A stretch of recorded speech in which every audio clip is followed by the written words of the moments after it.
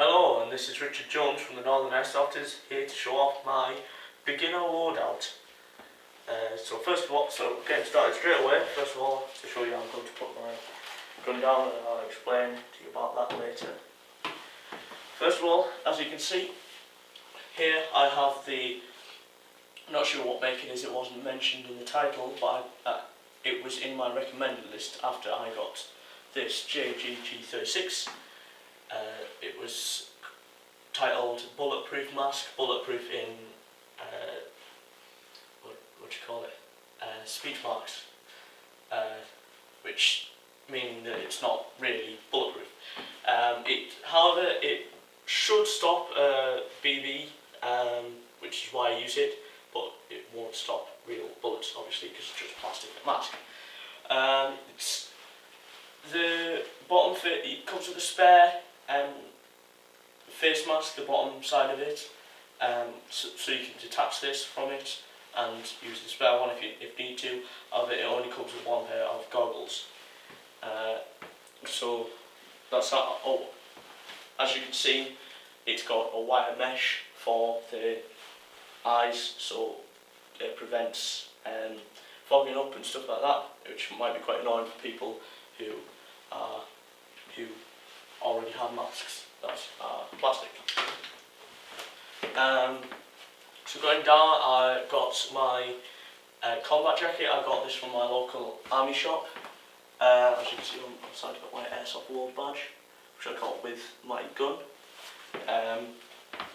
So this it's just a standard British Army issue combat jacket. They don't use them anymore because they've switched over to MTP, camouflage multi-terrain pattern, so this is one of their old DPM ones.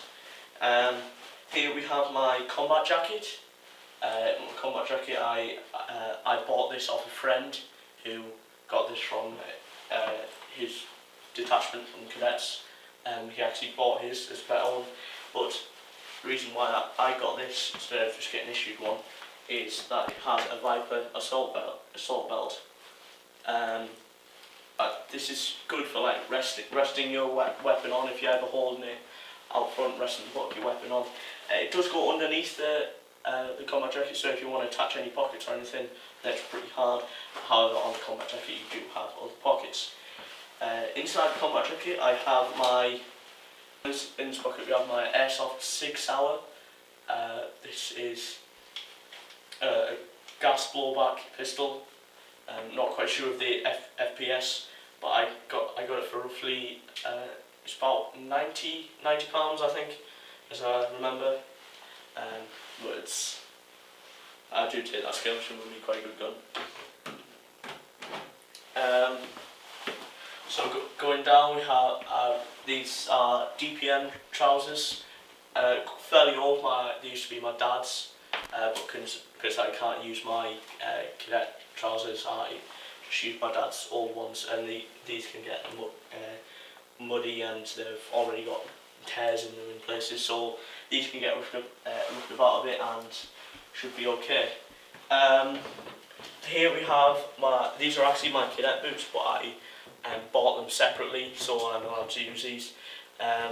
They are combat boots. The company's actually called Combat, as you see from the tongue there.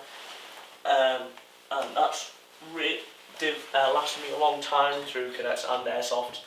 It's quite a pain to clean once you've been airsofting, but that's really all I can say about those.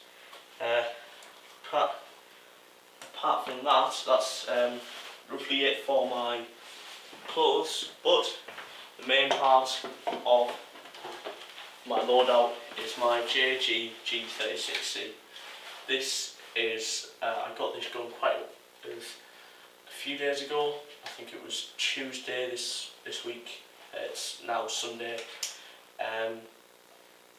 Even though I was waiting 3 weeks for it, it's everything that I could have hoped for. It's got quite a lot of power to it. I'm shooting it out in my back garden, shooting at targets and stuff, and it is bloody accurate. Especially surprisingly on the automatic, it's about just as accurate as it is on the semi-automatic.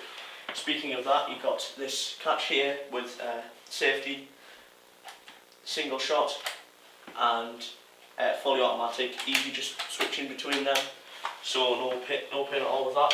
It's got an adjustable hop up, so if you pull this thing back, then in there, you might not be able to see now, but you can adjust the hop up in there if you need to. Looking at other things, it's got a high cap magazine, about 450, or it might be 490, I'm pretty sure it's 450. But there you go, it's quite easy to load. You just pull this back, pour the BBs in. It does have a little windy thing on the bottom, I don't know what you actually call that, but you wind that to get the BBs up into the chamber.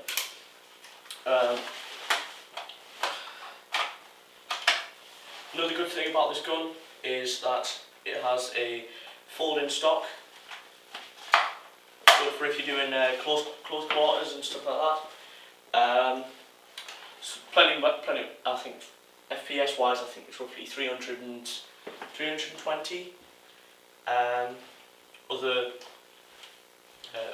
Other things about this gun, I could ramble on for ages about this gun. It is a very good gun, but I would save that for when we do a proper review of the gun, which we won't be doing until I actually take it to my local airsoft site and try it out in combat. It's quite a pain to get back into place, but once you're done, that's how it looks. I'm quite glad that I got this gun. It is a good choice, especially for beginner airsofters. That's why it is featured in our beginner loadout. Sorry about that. The total price of the loadout is, well, I bought this assault vest for about £35, along with my combat jacket. My combat jacket was roughly a tenner, so that's about £45. The mask was also £10. That's £55.